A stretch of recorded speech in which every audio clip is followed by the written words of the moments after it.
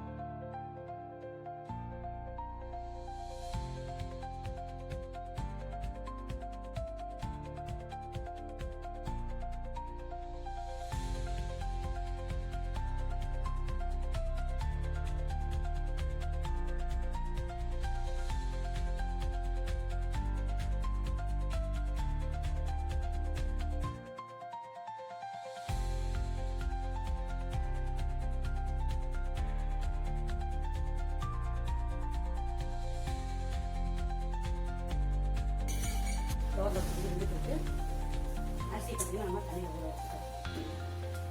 அரிசி எடுத்து தண்ணியில் ஊற வச்சுக்கோம். காய்கறியெல்லாம் விட்டு வச்சுருக்கோம். சக்கரை பூசணிக்காய், முள்ளங்கி, முருங்கைக்காய், கேரட், அவரைக்காய், சீடியா அவரைக்காய், மாங்காய், சின்ன வெங்காயம், பச்சை மிளகாய் எல்லாத்தையும் கட் பண்ணி ரெடி பண்ணி வச்சுருக்கோம். அது கூட தான் தண்ணி கொஞ்சம் வாங்கி எடுத்து வச்சுருக்கோம். அதுக்கு வந்து பார்த்திங்கன்னா தக்காளி வந்து 1/2 தக்காளி நம்ம கட் பண்ணி வச்சுருக்கோம். இப்போ வந்து கேஸ் கட்டுப்பாடு அப்படின்றதுனால நிறைய சின்ன சின்ன ஹோட்டல்லாம் மூடிப்பாங்க. அதனால் இந்த வேலை மக்கள் இந்த ரோட்டோரெல்லாம் இருக்கிறாங்க, அவங்க வந்து சாப்பாடு வந்து ரொம்ப சிரமப்படுறாங்க. கேள்விப்பட்டேன். சாம்பார் சாதம் செஞ்சு விநியோகம் பண்ணலாம் அப்படின்ட்டு நம்ம சாம்பார் சாதம் செஞ்சுட்டு இருக்கேன். இப்போ சாம்பாருக்கு வந்து பருப்பு வேகுது. சாம்பார் தோல் நம்ம வேக வச்சுருந்தோம். பருப்பு வந்து ஓரளவுக்கு நல்லா 3/4 பழத்துக்கு நல்லா மலர்ந்து வந்துருக்கு. இப்போ இந்த ஸ்டேஜில் நம்ம இந்த தவறை வச்சுக்கலாம். இன்னொரு இடத்துக்கு மாற்றி வச்சோம்னா காய்கறிலாம் வரைக்கிறோம். நம்ம காய்கறியெல்லாம் கட் பண்ணி வச்சுருக்கோம். அந்த காய்கறிலாம் வரைக்கிறோம். இப்போ இந்த சாம்பார் சாதத்துக்கு நம்ம தாளிச்சோம்னா இது வந்து கடலை தான் வைப்பேன். ஒரு புளிக்கஞ்சி அளவுக்கு நம்ம கடலை வைப்போம். பார்த்தீங்கன்னா ஊற்றுன எண்ணெய் வந்து காஞ்சிருச்சு. காய்ச்சிருச்சு. கொஞ்சமாக வெங்காயம் போட்டுக்கலாம். கடுகு கொஞ்சம், சீரகம். அதுக்கடுத்து நம்ம கருவேப்பிலை கழுவி வச்சுக்கலாம். கருவேப்பிலை, சின்ன வெங்காயம்,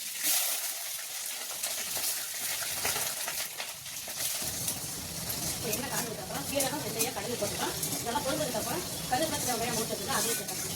இந்த கருவேப்பிலை விடாமல் நல்லா வதக்கலாம். பட்டை வத்தல் ஒரு 5 வத்தல் எடுத்துக்கலாம். அதையும் வச்சுக்கலாம். அதுக்கடுத்து 5 பச்சை மிளகா 2 கீழே எடுத்துக்கலாம். அதையும் வச்சுக்கலாம். பட்டை வத்தல் பச்சை மிளகா ஓரளவுக்கு நல்லா வதங்கணும். பச்சை மிளகா கீரி போட்டுங்க. சீரகம் போட்டீங்கன்னா பச்சை மிளகா வெடிக்கும். அதனால் பச்சை மிளகா கீரியே போட்டுக்கலாம். வெங்காயம் வந்து நல்லா வதங்கணும். பார்த்து எண்ணெயில் போட்ட வெங்காயம் நல்லா வதங்கிடுச்சு. பட்டை வத்தல் பச்சை மிளகா ஓரளவுக்கு நல்லா வதங்கிடுச்சு. இந்த சைடில் நம்ம கட் பண்ணி வச்சுட்டு காய்கறி எடுத்துக்கலாம். பச்சை பட்டாணி எடுத்துக்கலாம். பச்சை பட்டாணி ஓரளவுக்கு நல்லா வதங்கிட்டுருக்கோம். அதுக்கடுத்து பார்த்திங்கன்னா கறக்கி தேய்க்கலாம். அதுக்கடுத்து முள்ளங்கி, எந்த காய்கறி போட வைக்கணுமோ அந்த காய்கறி போட்டு சாம்பார் சாதம் எடுத்துக்கலாம். இது பரங்கிக்காய் போட்டு செய்யறதுனால இந்த சாம்பார் வந்து சாப்பிட்றது ரொம்ப டேஸ்ட்டாக இருக்கும். முள்ளங்கி வந்து எண்ணெயில் வதக்கி தான் முள்ளங்கி சாம்பார் அதனால நம்ம எடுத்துக்கலாம். இது வந்து பரங்கிக்காயெல்லாம் வதக்கலாம். கரெக்டாக முள்ளங்கி போட்டதுக்கப்புறம் ஒரு 5 நிமிஷம் நல்லா வதக்கியாச்சு. கேரட், கொத்தவரங்காய், முருங்கைக்காய், மாங்காய் எல்லாத்தையும் ஒன்றாவே சேர்த்துக்கலாம். அதுக்கடுத்து தக்காளி பழம் கட் பண்ணி வச்சுட்டு அதையும் சேர்த்துக்கலாம். எல்லாத்தையும் ஒன்றா சேர்த்து ஒரு 5 நிமிஷம் நல்லா வதக்கலாம்.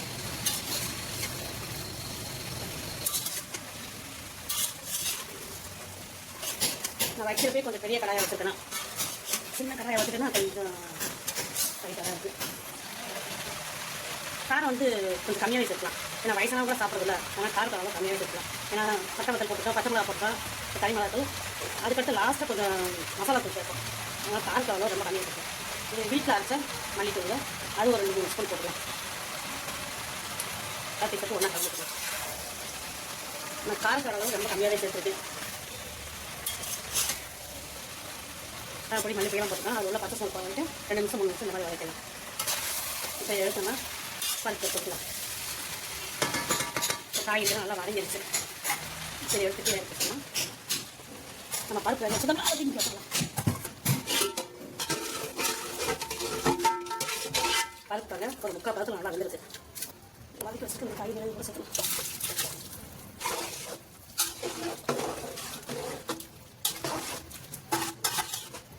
இப்போ இது வந்து கொதி வரணும். தண்ணி கொதி வந்து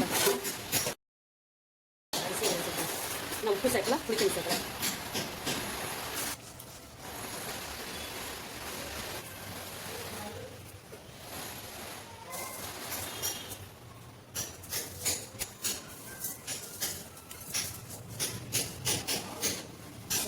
தேவையான கழுவு சேர்க்கலாம்.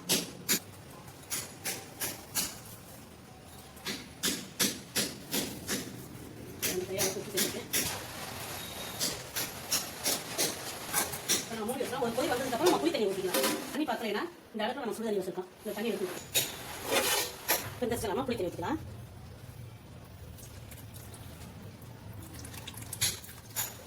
புளி தண்ணி ஊற்றினதுக்கப்புறம் இதோட கலரே மாறிடுங்க. சாதம் கொஞ்சம் குழம்புல இருந்தால் நல்லாயிருக்கும். அதெல்லாம் கொஞ்சம் தண்ணி ஊற்றிக்கலாம்.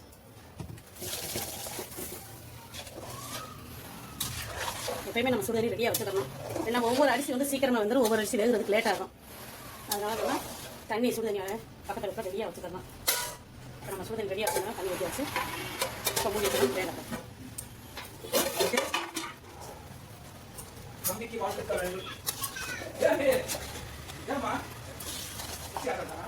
தண்ணி பத்தாத மாதிரி தெரியுது. அதனால் நம்ம தண்ணி இன்னும் கொஞ்சம் ஊற்றிக்கலாம்.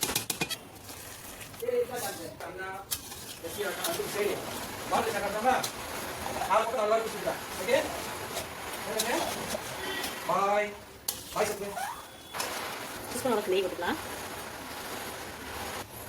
இந்த சாம்பார் சாதம் நல்ல ஒரு மனமாகவும் டேஸ்ட்டாகவும் இருக்கணும் அப்படின்றதுக்காக 2 ஸ்பூன் அளவுக்கு நெய் ஊற்றிக்கலாம்.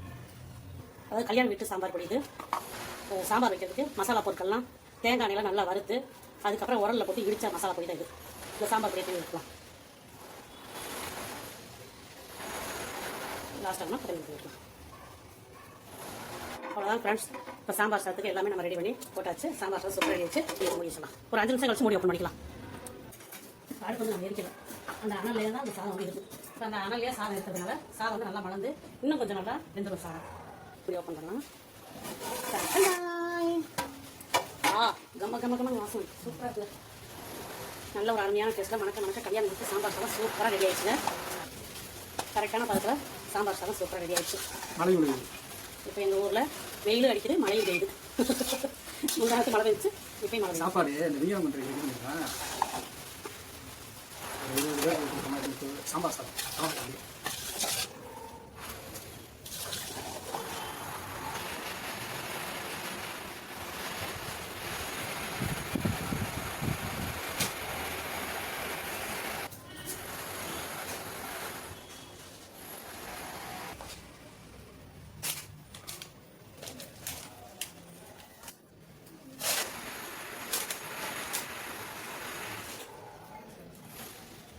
அந்த தண்ணியில் 2 தண்ணி வச்சுனா கரெக்டாக இருக்கும். எடுத்து வச்ச சாப்பாடு நல்லா இருக்கும்.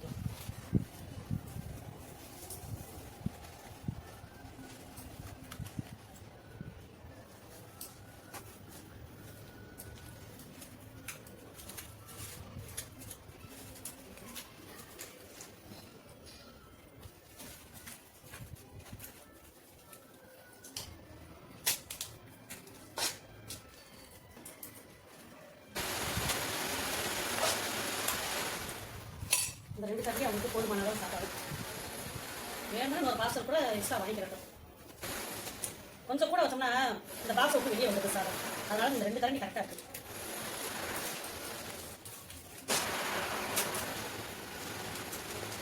நம்ம ஒரு பாத்திரத்தில் கொண்டு போய் அங்கே வச்சு ஒரு தட்டில் வச்சு கொடுக்கலாம் அப்படின்னு பார்த்தோம்னா ஒரு அடிக்கடி சண்டையில் கீழே போட்டுட்டாங்க. அதனால சாதம் வந்து கீழே வந்து வேஸ்ட் ஆகிடும். இப்படி பார்சல் பண்ணி கொடுத்தோம்னா ஒரு பாக்ஸ் கொடுத்தோம்னா அவங்க பாட்டில் வச்சு கூட சாப்பிட்டுருவாங்க.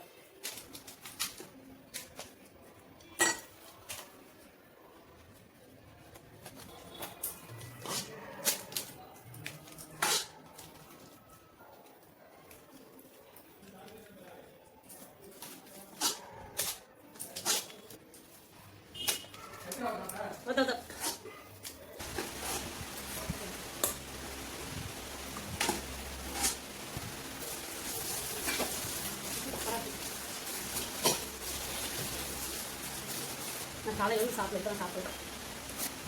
மாங்காய் போடுறதுனால இந்த சாம்பார் சாதம் சாப்பிட சூப்பராக இருக்கும். சாப்பிட்றதுக்கு ரொம்ப ரொம்ப டேஸ்ட்டாக சூப்பராக இருக்கும்.